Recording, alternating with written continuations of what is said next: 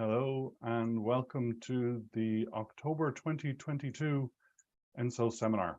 We are delighted to be joined today by Laura Mojica.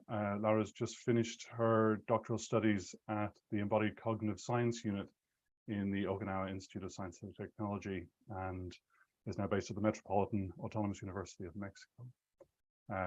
Laura is a philosopher and has conducted some really interesting work on the various aspects of normativity, as we'll see today. Some of those looking to, I think, really embed inactive thinking in ways of sort of being in the real world, I think, Laura, isn't it? It's kind of moving things away from the purely theoretical and trying to sort of find ways to connect with the kinds of lived experience that we would recognize ordinarily as human beings. So you are very welcome, and thank you very much for joining us today. Well, thank you very much for inviting me. Should I start now? Yeah, I think we have. I'm just doing a sort of the quick necessary double check that all the technical processes are working. We seem to be streaming live. So as is usually the case, I'll for those of you who are watching on the live stream, I'll keep an eye on the chat. Laura will begin her presentation in just a moment, and when we get to the Q&A session at the end, we have a few people here live in the session with us.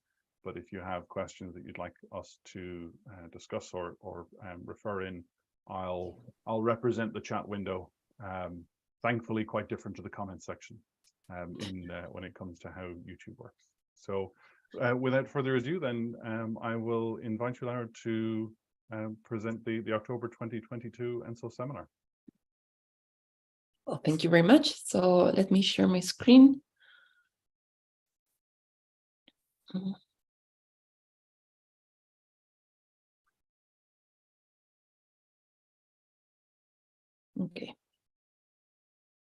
Okay, so today I'm going to talk about the environmental normativities of well-being.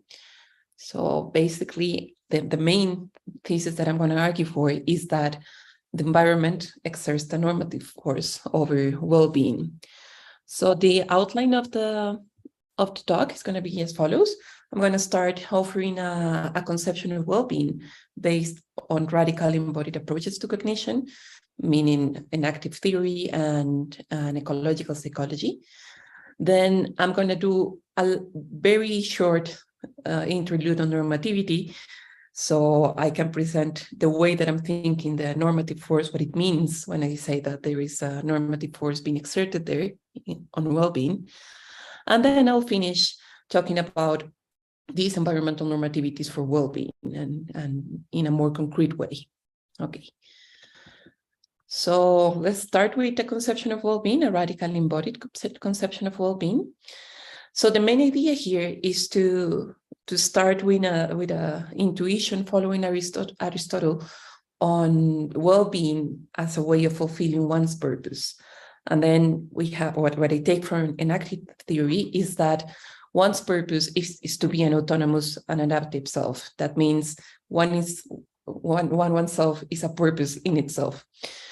So here, let's analyze these two sentences, these two concepts.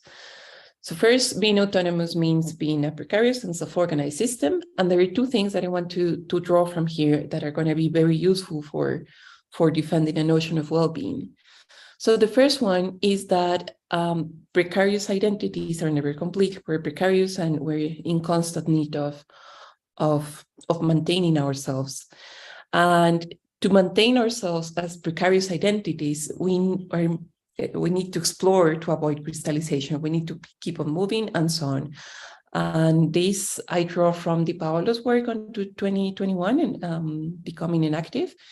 And he as well, he in turn is drawing on Simon Don's work, in which identity is understood as a always unfinished process of being a self-organized system. So the second element that I want to draw from this definition of autonomy is that there is always a need to interact to maintain one's identity as a system. And this implies that there is an affective disclosure of the world, that the way that we interact in a most fundamental way with the world is both cognitive and affective at the same time, because we do care about maintaining ourselves. Yeah. So there are the reference. You're going to see the references coming along if you want to check later. Okay. So that's the two things that I want to take from the autonomous bit of this definition. The second part, the adaptive part, is coming from Di Paolo's work as well, and it means that we are able to flexibly respond to changes to maintain ourselves. These changes are both in the environment and in ourselves, within our system, ourselves as systems. And what I would like to draw from here is that for this adaptivity, for this possibility to be an actual possibility, we depend on what the environment offers to us, what it offers to maintain ourselves. So here, to be able to be an autonomous and adaptive system, this is not completely by the standards within the system, but it depends on being in environments that allow it to happen, right?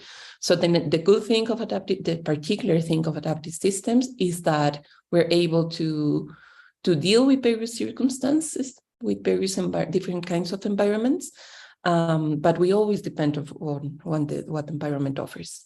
And finally, this adaptivity also means that exploring is a good idea. Keeping on exploring the environment is a good idea, to have a richer repertoire of ways to respond to changes, being in our body or in the environment. Okay, so with these elements that I'm sure most of you already know, I would like to draw a conception of human well-being that can capture our autonomous and adaptive nature. But of course, we're not these minimal autonomous and adaptive systems. We are human beings, and it means what I take from that is that we're living bodies that belong to communities and that participate in shared practices. So with this idea in mind, there is a first element of the conception of well-being that I would like to highlight, and is that to have a good life, we need to have a dignified life. This means that we're able to satisfy our physiological needs and our needs as citizens, to be able to maintain ourselves with these two dimensions of our identity. And we need to be in environments where these abilities can execute, where we can keep ourselves alive as living bodies, and that we can keep our activities as citizens or members of a community. Okay, that's the first element. The second element that I would like to include in the definition of well-being comes from the exploration part of the exploration bit that I show you, that follows from being autonomous and adaptive system. And the idea is that for having a good life, we also need to have possibilities of exploration, both to cope with environments with the changes that the environment brings, and to satisfy this intrinsic motivation of life to not allow ourselves to be crystallized, so to speak. Okay, and the third element for a good life, for well-being, has to do with the affective dimension of our relation with the world. The idea is that we have the capacity to have establish an effective relationship with the world in terms of moods and emotions that foster one's autonomy and that foster others' autonomy. And the idea here is that a good life implies that one has an effective life that allows for these autonomies and our autonomous and adaptive nature to keep on happening. So this again is quite close to Aristotle in the sense that it means that a good life, let me show you the three elements at the end. It means that a good life is a life of action, and is not like Aristotle in the sense that it's not rational action, but it's action to maintain our autonomy. That means that we have to maintain ourselves as living bodies and as members of a community. So here in the adequate affective dispositions, as you can notice, I include not only one's autonomy, the the goal of maintaining one's autonomy, but others' autonomy. And the reason here is that as long as our identity is part of shared practices and part of a community, we also have to be moved to care for these practices, and we move to care for others as constitutive parts of who we are as human beings. Okay, so short interlude on normativity. This is my work from last year, 2021, where I argue that normativity should be understood, should start from the idea that agency and normative criteria are not the same, and it's an idea that I had the feeling that was not completely recognized or explicitly discussed in the literature. So, starting with this idea that on the one hand, you have an agent that selects a course of interaction, and this course of interaction, this action can be better or worse, and that this is different for the normative criteria that we're going to use to determine whether this interaction, whether this selection is good or not. So with this idea in mind, I aim to, in that work, I aim to understand how to naturalize this normativity and how to understand this in nature as a natural phenomenon. So what I argue, following, of course, an activism, is that they both follow the norm of self-preservation. So agents are moved to interact, as we saw, to keep themselves alive, to keep their own identities in a more complex sense. And normative criteria do as well establish a norm of self-preservation as self-organized systems, but these systems are not necessarily the same as the autonomous agent that selects an action or that interacts with the environment or with others. So I made a drawing for you. So we have an agent that is a living agent that is autonomous and adaptive, and that have this capacity to select an interaction, and this establishes an interaction. But then the normative criteria that we're going to use to evaluate this interaction are different self-organized systems that seek themselves, that try to keep themselves organized and to keep themselves happening. And the most important example I can think of for the matter of well-being here is sociocultural practices. So the idea is that the practices that we live in, that are composed by the patterns of interaction that we have among others and with things in the environment, as well as the material environment that we live in, the landscape of material and digital possibilities of action, they constitute a practice that aims to self-maintain itself, is like a self-organized system. It's not adaptive, it's not alive, it doesn't have a point of view, but it does establish a norm of self-preservation that allows us to then evaluate some other interactions that agents understood as autonomous and adaptive systems establish with the system. So, okay, so yeah, so these practices are constituted by the organization of particular interactions established by agents, and they are the ones who establish the normative criteria. Then this has an implication that I would like to highlight for understanding then why the environment exerts a normative force, and is that those systems that establish external normative criteria as sociocultural practices are composed indeed by the material and the digital landscape. They are part, not as an objective reality, but as possibilities for action of that are available for a form of life, for a sociocultural practice. And these are shaped both by explicit design sometimes, and by sedimentation. That is the things that we routinely do and make the environment to be organized in a way that allows us to keep on acting as we do. So this has the implication that affordances are normative in the sense that they are, we have clear criteria, but well-established criteria to determine their correctness.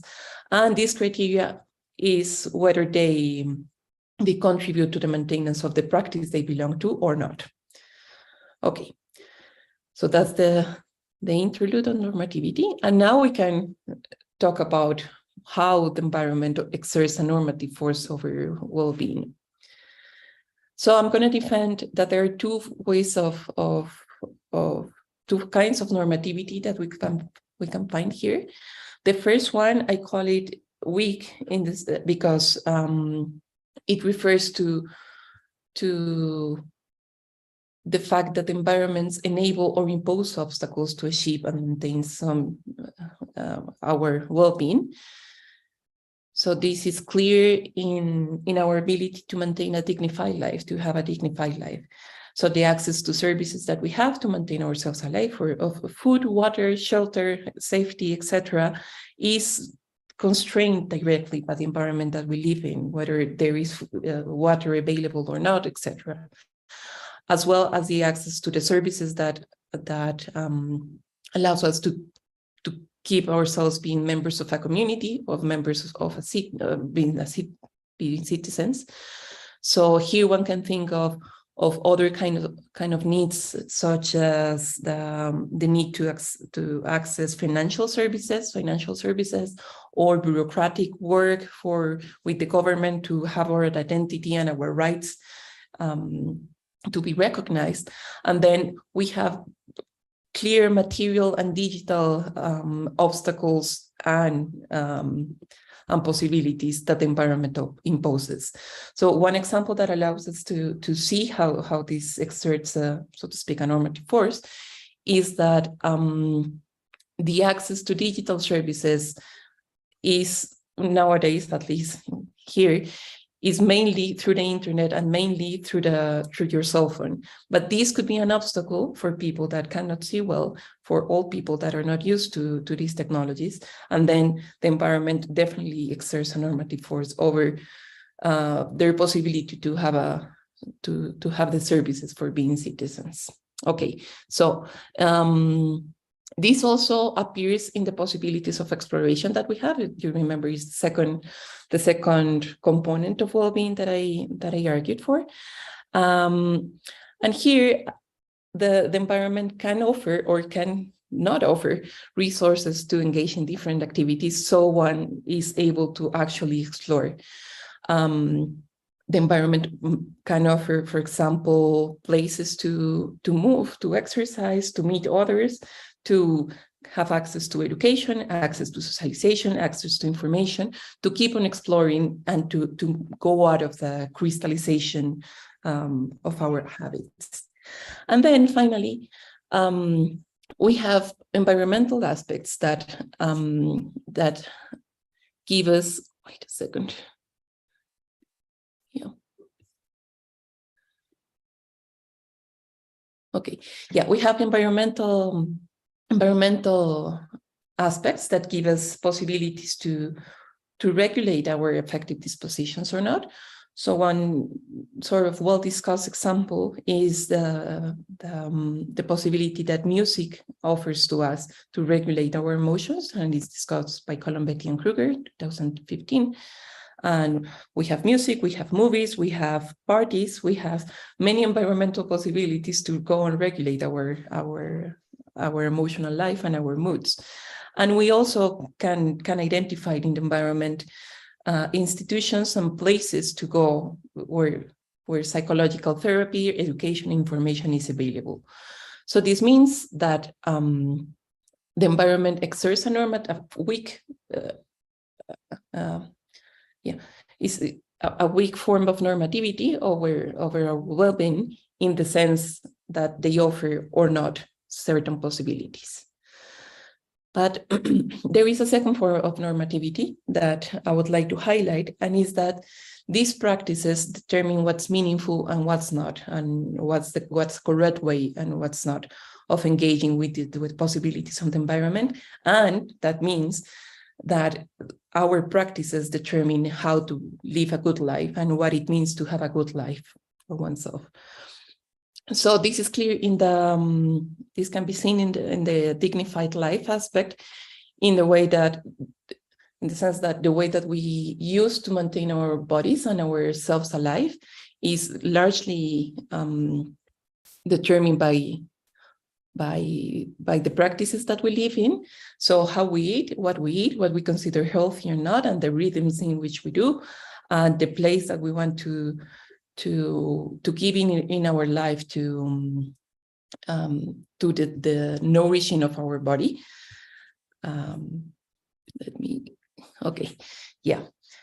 So we have a practice that tells us how to care for our bodies, when to do it, and why it is important.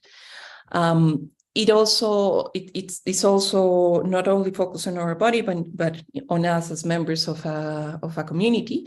And here again, the example of having access to financial services is the environment not only imposes the obstacles for how to access to them, but also it tells us what we should do, right? So we should have a bank account, we should have an ID, for example, we should have some formal education, some paper that shows to the rest of society that we are that we can do certain things or not. So we have these sociocultural practices in which the possibilities for us for being recognized as citizens are determined by what we do under a certain range of possibility of what's meaningful and correct. That also happens with the possibilities of exploration. So we have acceptable and sensible hobbies, and we have free time depending on the sociocultural practices that we live in, meaning that so the work that we do and the daily life as we structure has or has not opens or does not open the possibility for us to explore and to have the free time to do so. And more importantly, it also shapes the way in which we interact and we react to people exploring ways to construe their identity. For example, their gender identity, their sexuality, and their career paths. And here the possibilities are not whether there are material forms for doing that, whether, for example, if I want to explore, if I want to be a trans man, if I'm attracted to presenting myself as a man, then of course there are the possibilities for me to wear a tie or wear, I don't know, clothes that are usually just restricted to men. But the point here is how other people react and whether or not I can continue having a dignified life if I engage in this exploration. So the point here is that one's dignified life should not be threatened by the possibilities of exploration. That happens as well with wanting to have a hobby, wanting to change careers, and there are places in which having a good life, like giving oneself sustenance, is threatened if one does that.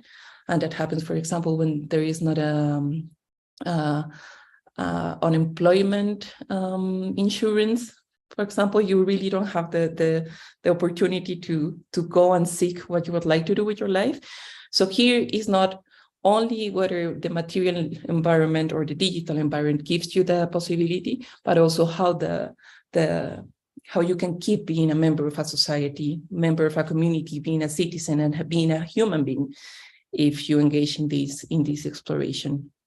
And finally, something similar happens with our affective dispositions, meaning that we not only have the tools to scaffold our emotion and to regulate our emotions, but the social cultural practices that we are in tell us what is a legitimate focus of concern, what we should care about, and how to express our emotions, how to and what is a legitimate object for our emotions. Here there is a very nice example from Slavi. He argued that there is a sort of mind hack by a mind invasion by corporations, And he shows that whenever you enter, well, somebody enters a new job in, I don't know, maybe a big company, then there are ways that this person has to learn to express the emotion, to make jokes, to be concerned, to be happy, and so on about things in the work. And this goes in hand with the culture that goes in the job, whether you make yourself available or not, or whether is that what you should care about or not, and that how you express emotion. And then becoming successfully a member of this community means that you start to care about the same things, to care about having this job done in some way or another. You care more about this job or than your own free time and your own possibilities of exploration and so on. So in short, what we have here, what I would like to argue for, is that the practices, the social cultural practices that we live in, determine what a good life is, what it is made of, how we achieve it, and who deserves it. Okay, and there, of course, as you might guess now, there are tensions between these different kinds of normativities, right? So probably many of us have experienced tensions between how to maintain an adequate affective disposition and how to keep on having a dignified life, for example, or how to keep on exploring and keep on having these possibilities of exploration open and having a dignified life, as I just point out. And sometimes it is necessary to be critical to the normativities that are there in the social practices that we belong to, that might be against our own well-being, in the sense that, for example, with the affective side, they might be against what moves us to act and to maintain ourselves as having a good life and having the willingness to explore and to engage with different things in the world. Okay, so these tensions are what I think that move and that open the possibilities of transformation at the individual levels of our, meaning that practices that we want to belong to or not, and also at the collective levels.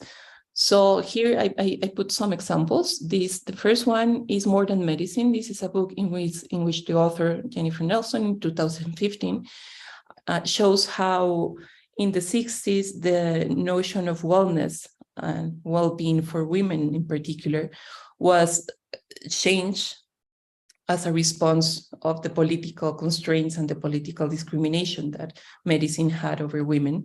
So both women and other marginalized groups, as Black people and brown people of color, realized that the medical system was being built around the well-being, the health of mainly white men, and decided to take medicine and well-being and wellness and health as part of their their concerns as a community, right?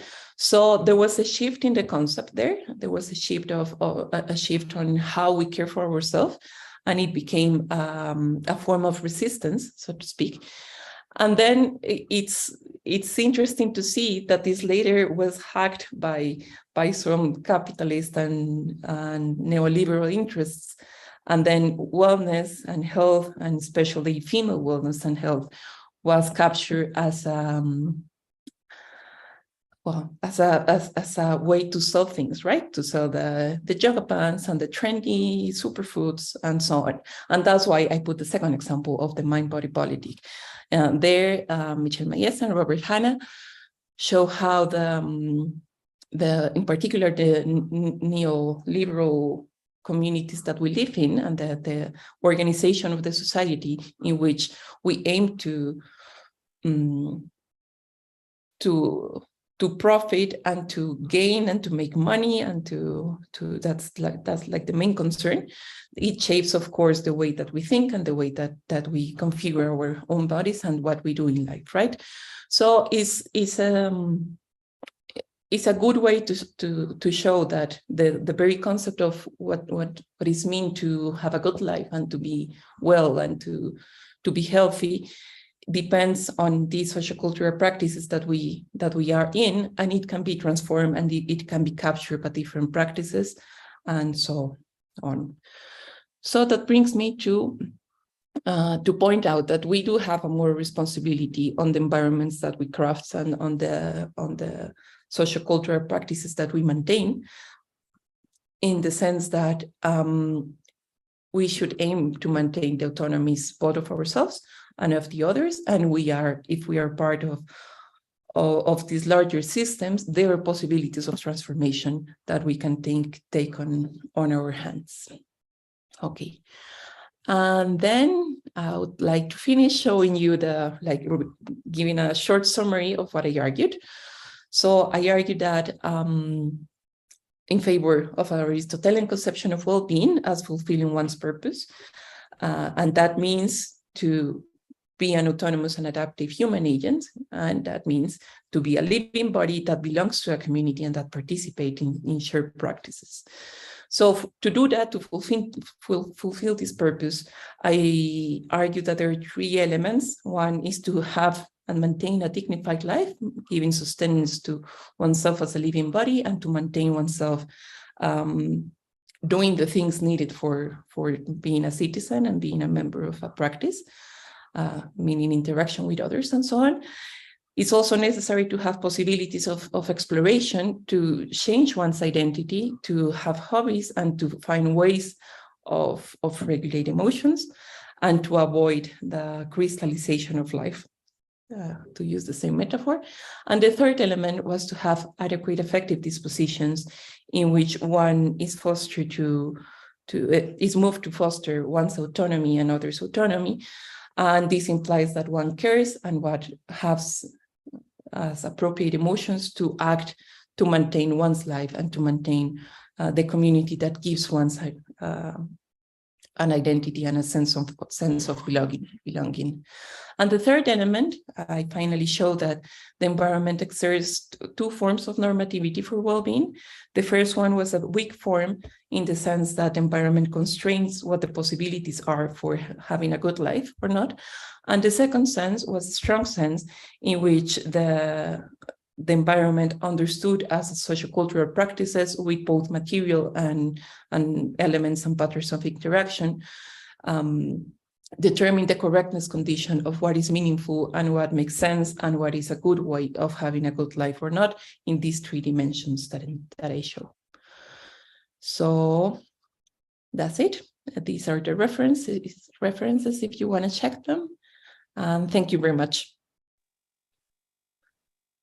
So that's wonderful. Thank you, Laura. And there is a lot there, I think, in terms of, connection. It's a nice example of ways of looking at the continuity of an active thinking across the scales of description and scales of discussion. So thank you very much. There are a few other people in the session with us, and I will always prefer other voices to my own to kick things off. If Mark and Miguel would like to come in and make yourselves known. Hello. You can probably see I'm sitting on my bed here and a little bit tired, so I do have a question, but hopefully it comes coherent. So yeah, thanks for the presentation or the talk, and as always, fantastic graphics. It was a pleasure on the intro, so that's welcome at this hour of the night, certainly.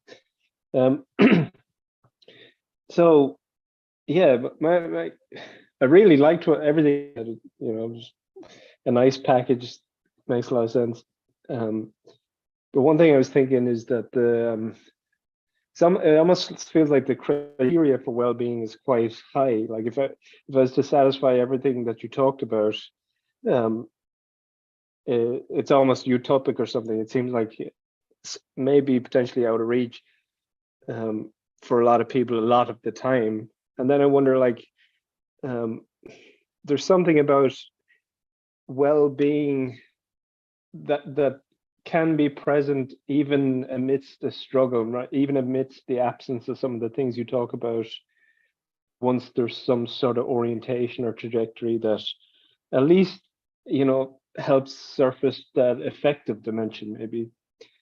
So yeah, I was just wondering if you feel this is like a kind of continua, and then if that is the case,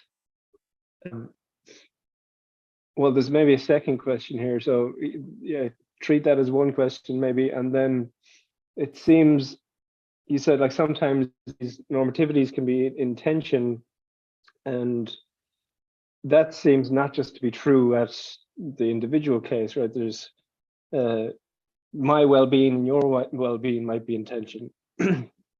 And that seems to like defy the necessity for like validating the autonomy of the other, because like how far do we extend that? Whose autonomy and everybody's autonomy, or people that I'm surrounded by? Yeah, and even like that brings in the kind of neoliberal thing, right? Some people are perfectly happy and content within the neoliberal thing within which they've been captured, even if it is having a kind of over-determining negative effect on the affordances of others. And yeah, it's hard to decompose that or disambiguate that and say, well, this person is not well in some sense, well, this other person is, or you know, there's some sort of tension there, I think. So I guess it's two questions really. Yeah. Okay. Both are nice questions. So let me start by the first one, and let me start by thanking you. Thank you very much for connecting at this time. I know it's very late for you, but yeah, thank you for being here. Okay, so for the first question, I do think that there is a continuum in well-being, and I do realize that the stakes are quite high. And we also want to have well-being when we are struggling, right? We want to be able to capture that even when things are not going well, we can have some sort of well-being. And yeah, so you are right that I will have the same intuition as you as focusing well-being on the affective dimension when we are struggling. And I would say that a way of keeping and maintaining some sort of well-being is to have a good affective disposition to act and to care about keeping oneself as you know, as an autonomous agent, belonging to a community and to caring for the community. That being said, I'm also conscious of the other constraints of well-being, and I deliberately put them there because I don't think that we should allow forms of well-being in which the environment and the political and economical structure that we're situated in is against our well-being. So yeah, so it's like a tension that has been there since the Greeks discussing on well-being. So you can have the Stoic extreme in which well-being depends on you, on only yourself and your interior life, and in this case, like the affective response that you have to things. And you have a more Aristotelian position in which all these elements come together, and there is some element of fortune, as Aristotle called it. I'll call it an structural, political, and sociocultural element that makes it possible or makes it impossible to achieve some sort of well-being. So yeah, to summarize, it is a continuum, but it also depends on things that are beyond our individual action. So that's for the first question. For the second question, yeah, the normativities intention. So as I understood your question, is like what happens when the autonomy of two people are in tension and my well-being depends on going against your well-being or so. Yeah, two people or two groups, Laura. So it could be, you know, different communities, right? Yeah. So I think that there are two ways of, I thought of two things here. So it might be an interactional tension in the sense that just two individuals are struggling. And then the way to solve that, I think, would be to negotiate in the sense that in a way that the resources that are there are used so the autonomies are not as damaged, like a damage control approach. But when it is structural, I think that again, we should not aim to have a perfect solution, but to have a compromise in which the autonomies of each group are maintained and not as affected by the solution that we find. So this largely depends on the conflict, and it largely depends on the people and that we're talking about. But I can only think of my own country when you raise such questions. Our country, like I'm not the only Colombian here. So you do have these struggles on these structural tensions between groups in Colombia, between farmers, for example, and people that own the land. So the well-being, their subjective well-being, is going against each other and is in tension. And the usual way that we as Colombians have solved this tension is by killing each other.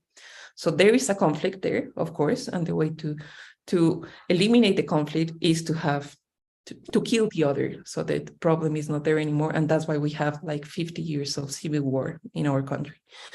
So the way to deal with these tensions that I think are going to stay there for years and for a long time is to find a way in which you're going to have to compromise the well-being of some of the groups, but then you don't go to the extreme of annihilating the other. So I would like to say that conflict is going to be there and that it should be recognized. It should not be eliminated, but find a way for it to live, right? To stay with us without killing each other. Yeah. Yeah, very nice. Can I just respond just very quickly? So the image that comes to mind when you were talking about the affective dimensions and so on, and how they're in some sort of counterbalance, I guess, with these other dimensions, I almost envision like the spokes on a wheel, right, that demand this kind of constant tightening and tensioning in relationship to each other, and one can kind of throw the other out, or one can support the other.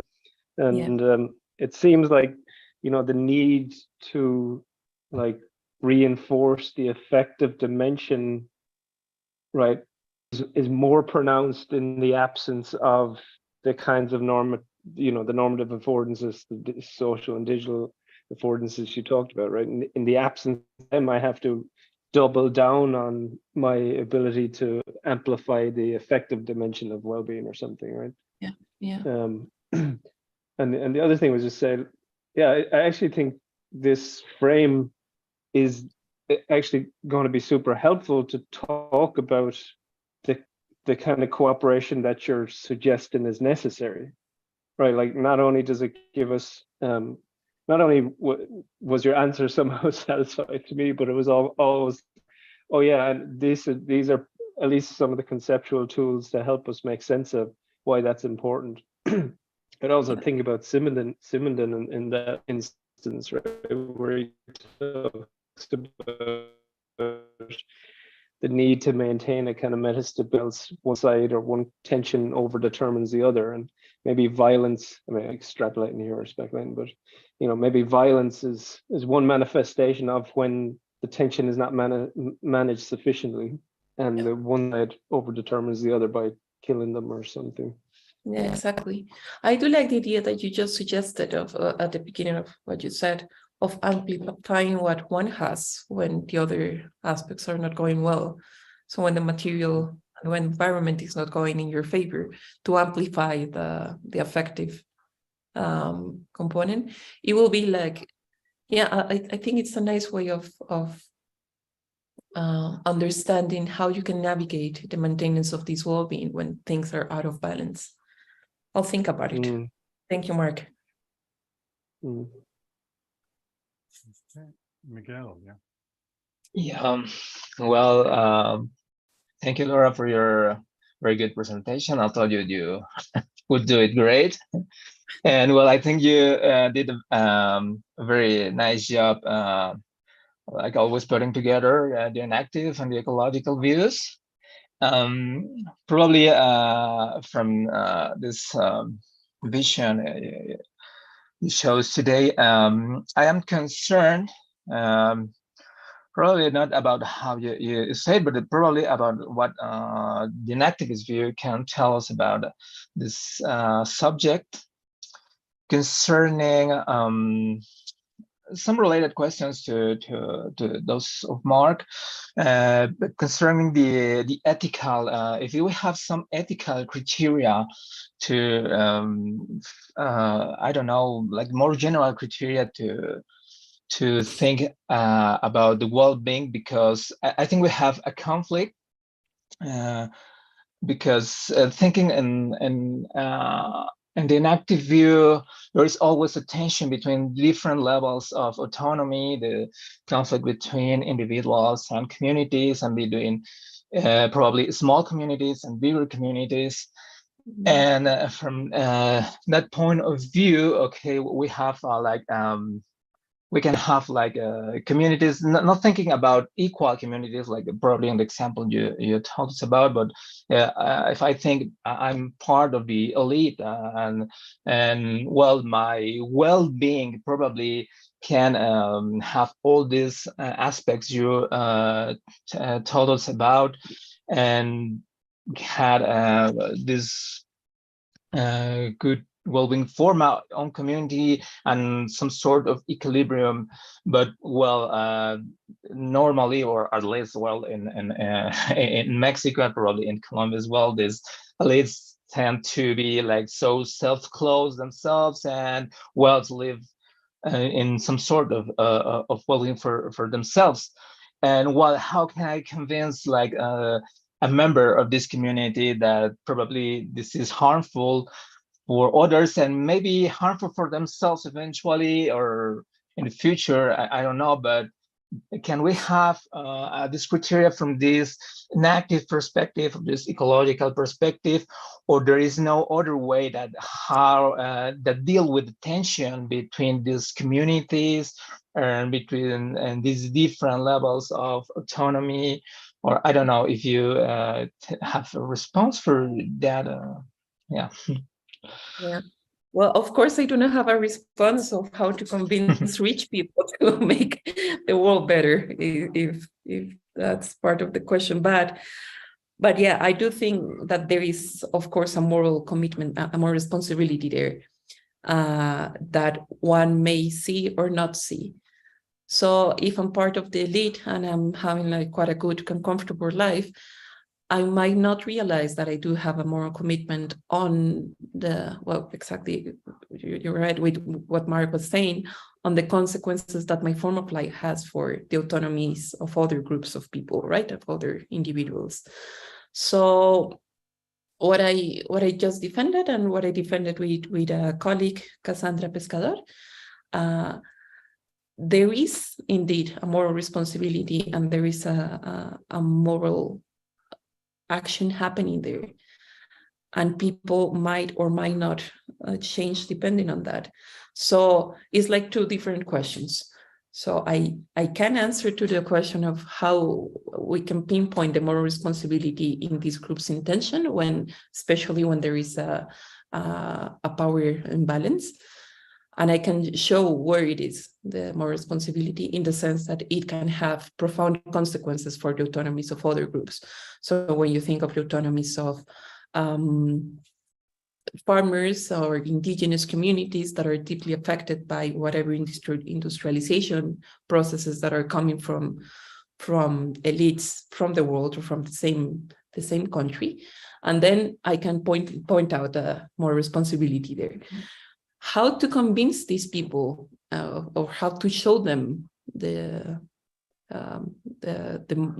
moral event that is happening there, I'm not exactly sure how to do that. I think that by just pointing it out and maybe having the conceptual tools to talk about it is a good first step. But then to do the actual activist work, for showing them? I don't know. That's a good question though. That's a more important, that will be an important consequences of this work. Yeah. Excellent, thank you. So that, I mean, obviously we can see the richness of the discussion that this way of thinking in this framework opens up, which I think is speak to its value. I have I guess what's kind of a half-formed question in the, so this, I apologize if this turns out more of a comment than a question, but it's to do with the tension between the different kinds of normativity that you described. And I wondered whether implicit within the two different conceptions of normativity as outlined and the tension between them, or the potential conflict between them, whether there were implicit definitions of trauma and what kinds of things might we sort of allow be called trauma or not, depending.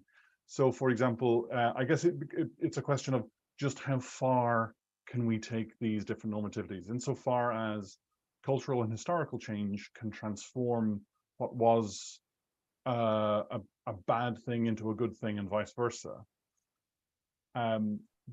That would seem to run counter to certain notions of trauma. So in the first instance, in terms of the weak normativity, it's just personal trauma of if I am unable to live my life, if I am stunted or otherwise prevented by my environment, then I am traumatized and then end up having to cope with that trauma in various ways that might get pathologized and treated by my environment in different ways. The stronger sense of normativity, it has that historical angle, and so that becomes a question of, well, how would we define intergenerational trauma there? So setting aside notions of any kind of, it changes your DNA or something that's almost immaterial, but rather the idea that a previous generation were traumatized but didn't realize it. Yeah. And if the framework that you're talking about essentially means that so much of our identity, the irony of the phrase personal identity, because nothing about your identity is personal, right? Your identity comes from other people.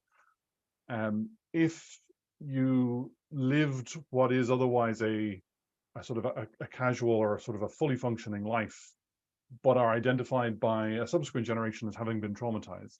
And I guess this is almost like a kind of a rehash, or maybe we're just swinging back around to Mark's question about, well, if you've been institutionalized, your affect might be fine, but your life expectancy might be very low. How do we address that? Is there a way to see all these things as lined up, or are they in fact substantially orthogonal? In which case, are they going to sort of force us into some kind of incoherence? Yeah. Well, that's a very interesting question. I haven't thought about trauma, but I do see what you're seeing as having this second form of strong normativity as a way to understand historical and intergenerational trauma. So the way that I would understand it is that when you're socialized in a family or in an environment that is being traumatized, let's say, by, I don't know, then you learn to deal with the environment. You have these abilities that are traumatized and that go against your own well-being, right? So what I can think is of this learned helplessness in which you're socialized in a way and your community feels that there is no way of changing things, and there is no way of you to not be a victim and to change the historical patterns of interaction that we have had. Even if the material possibilities are there, right? So I would say that I don't know much about trauma, but I do know that it's useful to recognize when it is there, right? To recognize that it's not part of what the environment is showing you and is presented to you, but it's coming from learned patterns of what you do. And then I would like to point out to the fact that these systems, these sociocultural practices that impose the normative conditions to what we do, and in this case that give us the trauma that we live by, are also things that live insofar as we reproduce them, right? So I think there is a possibility for change there, and it's not this naive way of change of, yeah, now I'm going to decide not to live by trauma, but it's the building of habits and the building of crafting the resources to procure oneself a better life. And of course, it depends on having the external resources and the community that is willing to speak about it and that is willing to build things with you, not about yourself, but only about your own responsibility. So yeah, I think it would be a very interesting way of giving an enactive take of what trauma means and how it lives in your body as well. Yeah, thank you for that question. Excellent, thank you. So we're coming up to the end of our time, but we have maybe 1 or 2 moments left. If either Miguel or Mark want to hop in with something very brief and to the point, you're welcome to do so, or we might wrap up at this stage. We've had you talking for almost the hour, Laura, so it might be a good opportunity to let you finish up.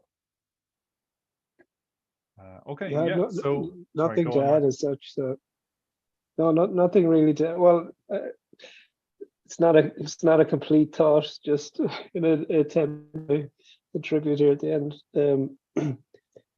Yeah, there's something very different about intergenerational trauma, right, versus direct trauma, and a lot of the response to trauma is often very adaptive, right? I think of like music in African American cultures, like the ritualized music or just singing and so on, and that's from the, say, first person experience of somebody trying to manage their own trauma in their body, right? Demands that they sing and hum to calm their nervous system or something. But as that's translated or transformed into a intergenerational thing, it's a beautiful part of the culture, right? And it's something that no longer reflects a personal trauma as such, right? It's maybe comes from trauma or has that beginning, but no longer reflects that. And I think that's true of a lot of trauma. Maybe in Ireland, I can think of a lot of examples, but the crack in the pub, maybe some of the alcoholism and so on is a reflection or something that maybe you want to temper. But there's a very kind of I guess just complex and subtle effects from trauma that have kind of downstream effects that can often be positive too. So it's hard to kind of work all these things together. Right? Yeah, I think that these examples become wonderful and become a wonderful part of your identity, communal identity, your personal identity, precisely because you do something with that, right? Because you transform, as you were saying, you want to amplify what you have, and you transform the effective response that you can have to that, and you even transform the environment to transform it in something that goes for your own well-being, right? So yeah, I think it's a very redeeming way of seeing trauma. Well, on that very optimistic note, we might finish up. So I'll say thank you very much, Lara, for your presentation. And given that Miguel's here, I think we can point to the fact that our next ENSO speaker on the, I think it was the 10th of November, we've agreed on, Miguel, isn't it? Will be Miguel Sepulveda, who will be speaking on inaction in social and historical context. So in fact, a very nice sequel, I think, to nice. Looking forward to it. Yeah. Again, looking forward to Miguel's talk. And yeah, thank you for all your questions. Thanks very much, and we'll see you all next month for another ENSO seminar. See you, folks. Bye. Thank you. Bye. Thanks, Mark. Okay, yeah, so we are